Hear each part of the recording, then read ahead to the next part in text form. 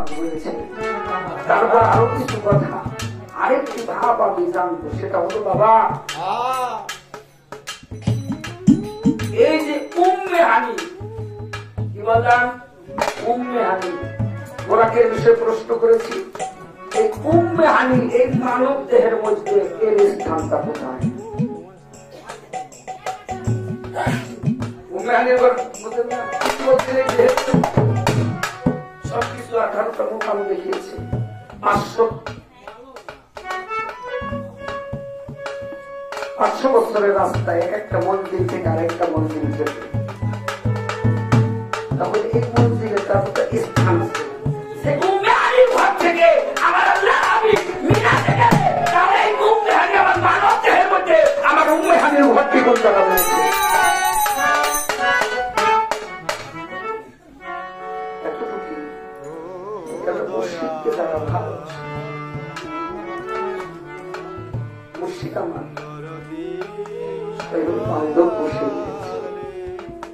এই সঙ্গটা কিন্তু আগে হয়েছে। এই সঙ্গটা করতেন নবী রাসূল, এই সঙ্গটি করতেন। আর আমাদের সমাজে এই সঙ্গটাকে তারা বেদাত কয়, ভণ্ডামি কয়, এইটা কয়, ওইটা কয়।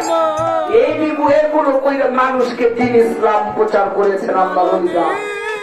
এইগুলো কইরা আমি গান বাজনার কথা কই না, এই যে বৈঠকটা আমার চিরচান বসে রয়েছে, এই বৈঠকটা ঠিক করতেন, আলাপ আলোচনা করতেন, মানুষকে দ্বীনের কথা দিতেন।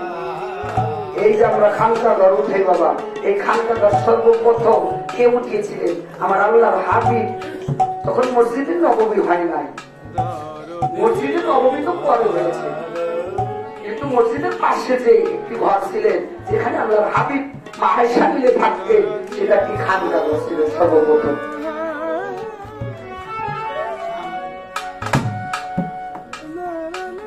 তাহলে বোঝা যাবে আমি এই দরবারে আসি কিনলাইয়া কিছু আল্লাহ এবং আল্লাহ রসুল তত্ত্ব বিষয় জানার জন্য আমরা এই জন্য এখানে আসলে কি করা যাবে? মুর্শিদের রঙের সাথে যে রঙ মিশে গিয়েছে সেটাই তো রঙ হয়ে গিয়েছে, তাই বলেছে।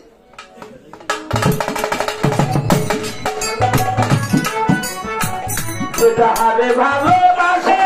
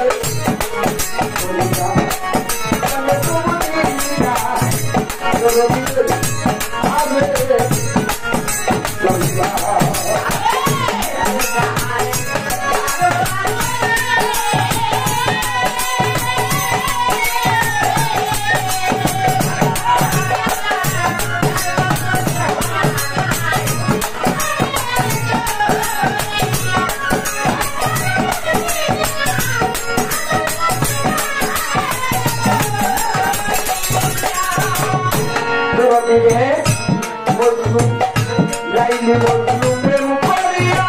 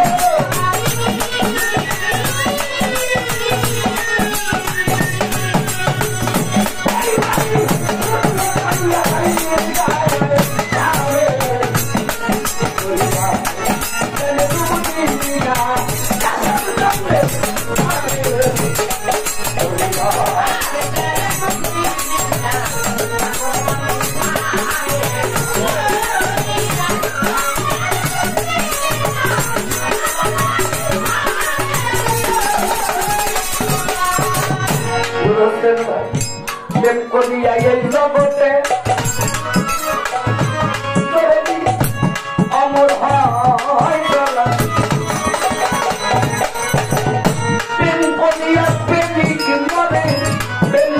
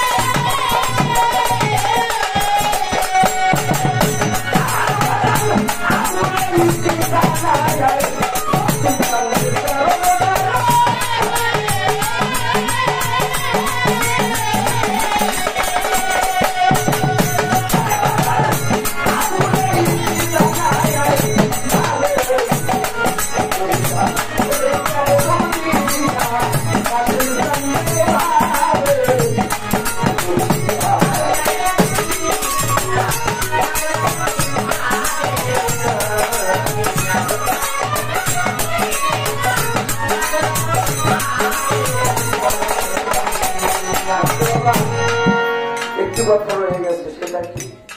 চারটার কথা বলেছিলাম, তিনটি বলেছি, আরেকটি মেয়ের নহর দিয়ে বের হয়েছে বাবা। সেটা দুধের নহর। এই দুধের নহরটা কোথায়? সেটা হলো নাম। এই নাম, এটা হলো দুধের নহর। এটা কোথা থেকে আসে বাবা? সে বিষয় অনেক কথা যে গানের মধ্যে বাবা, আসলে বাবা গুরুকে তো ভালো কিছু দিতে পারি না। আমার মুর্শিদকে, আমার কাশেম স্যারকে আমি কেবল কিছুতেই না, যা দিয়ে আমার এই পাপ দেহটা আমার পাপি দেহটা তবে আমি তো আমি রয়ে গিয়েছি। আমি তো আমার দরদি বলেছি তুমি আমি তুমি আমার ভিতর এখন আমৃত্য সত্তা রয়ে গেছে। আমৃত্য সত্তা দিয়ে তো গুরু ভজন করা যায় না। আমার বিন্দুচন্দ্রের ভজন হবে বাবা আমি থাকতে, আমার থাকতে আমার কাশিম চন্দ্রের ভজন সাধন কখনই হতে পারে না। আমার রতন চন্দ্রের ভজন সাধন হবে।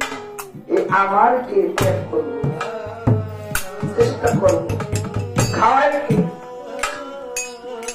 আমার মালিক খাওয়াই কে? আমার মালিক খাওয়ায়।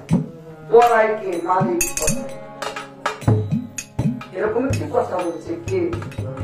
আসামি শ্রী রহমতুল্লাহ আলাইহি ওনার জীবনে উনি তিনটা জিনিস শিখেছিলেন। তিনটা জিনিসের কারণে বাবা উনি বিবাহ করেন না। জীবনে উনি বিবাহ করেন। একটি ওনার একটি বন্ধু ছিল, উনি কিন্তু বেঁচে, কিন্তু তারপরও এক রাজপ্রাসাদের সেনাপতির সাথে ওনার একটা বন্ধুত্ব হয়। খারাপ লাগতেছে জরুরিরা। রাজপ্রাসাদের সেনাপতির সাথে বন্ধুত্ব হয়। হওয়ায় উনি চিন্তা করলেন আমার একটা বন্ধুর সাথে একটু সাক্ষাৎ করে আসি। বন্ধুর সাথে সাক্ষাৎ করতে যাইয়ে বন্ধুর সাথে সাক্ষাৎ করে পরে দেখে রাজা মশাই উনি কিছু পূজার আয়োজন করি না বাবা। আমরা ফুল দিয়ে অনেক ফুল চন্দন কুলাই করে নিয়ে আমরা পূজা দেওয়ার জন্য যাই। রাজা মশাই একটি সন্তান ছিল, কঠিন একটা রোগে উনি মারা গিয়েছে। মারা যাওয়ার পরে ওনাকে বাঁচাইতে পারে নাই, মরে গেছে।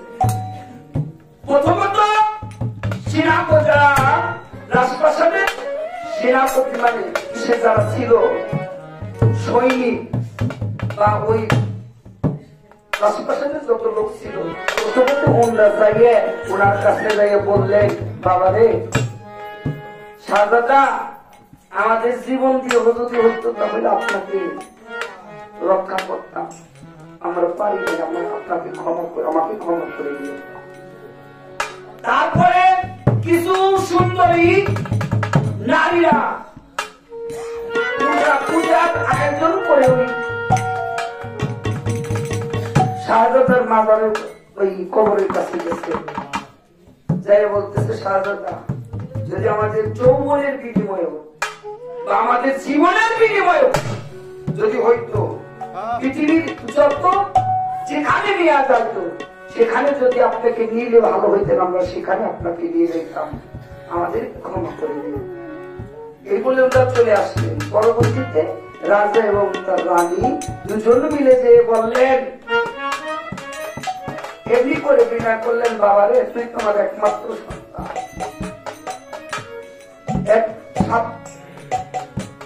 একমাত্র সন্তান বাবা, তোরে তো আমরা বাঁচাইতে পারলাম, আমাদের যদি হতো তাহলে তোকে আমরা বাঁচানোর চেষ্টা করতাম। যাই হোক অনেক কথা, অবশেষে এই কথাগুলো আমার হাসান বাসরি শুনে উনি জীবনে বিয়া করলেন না, না হলেই তো সন্তানের বিবাহ করলেন, সন্তান হলে বিয়া সাথী হবে। তারপরে দ্বিতীয়তে এক দাসীকে উনি কিনলেন। দাসীকে কেনার পরে দাসীকে প্রশ্ন করলেন দাসী তুমি কি খাইতে ভালোবাসো? দাসী জবাব দিলেন আমার মালিক আমাকে যাহা খাওয়াই তাই শুকরিয়া। তারপরে জিজ্ঞেস করলেন তুমি কি খাবার খেতে ভালোবাসো? সেই গোলামটি পানি ছেড়ে দিয়ে বলে মালিক আপনি তো আমার মালিক, আপনি আমাকে যা খাওয়াবেন আমি তো তাই খাবো নাকি বাবা, যদি কারো অধীন আসে তাই তো খাবো। আমার হাসান কাছে একটি ভাব হয়ে গেল, পানি ছেড়ে। তৃতীয়তে জিজ্ঞাসা করছে বাবা তুমি কোথায় থাকতে ভালোবাসা, আমি তোমাকে সেখানে রাখবো। উনি বললেন মামি আমি রাস্তা তো চিনি না, মাটিও চিনি না, সেরা গেছে কোনো কিছুই চিনি না, আমার মালিক আমাকে যেখানে রাখবে, আমার কাসার চান আমার রতন চান যেখানে রাখবে আমরা তো সেখানে থাকবো, আমার জীবন চান সেখানে।